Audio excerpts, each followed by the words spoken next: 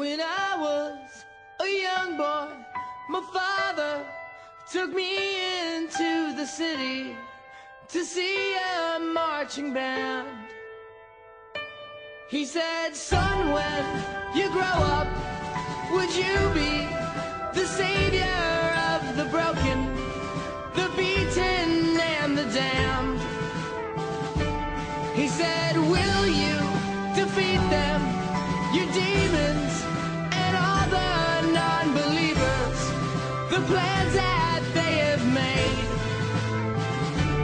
Because one day I'll leave you a phantom to lead you in the summer to join the Black Parade.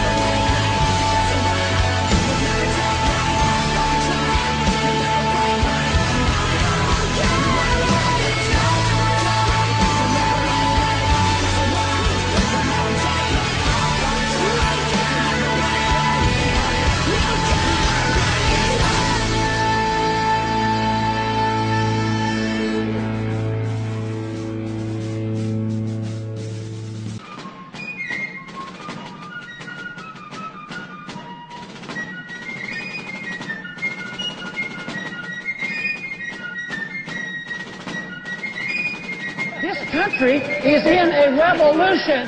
and I happen to be lucky enough to be part of it. Hello everyone. After joining the American Resistance Movement and becoming a 3%er, I put a post on InfoWars and PrisonPlanet.com asking for people who wanted to do something. I was surprised by the amount of people out there who said that they did. After sharing my opinions with all of you and receiving a lot of good advice, we have developed a plan. A plan to communicate and be ready, to stay in touch with each other so that when the time comes, those of us standing against tyranny and the U.S. government's utter disregard for the Constitution will not only be ready to act, but we will have the organization to sustain a campaign for what is right. We must join together. Alone we could not possibly restore constitutional government, but we certainly could sit and wait for them to destroy us as enemies of the state. This message is not a call for violence, but let me quote the Declaration of Independence here. We hold these truths to be self-evident that all men are created equal, that they are endowed by their Creator with certain unalienable rights. But among these are life, liberty, and the pursuit of happiness. That to secure these rights, governments are instituted among men, deriving their just powers from the consent of the governed.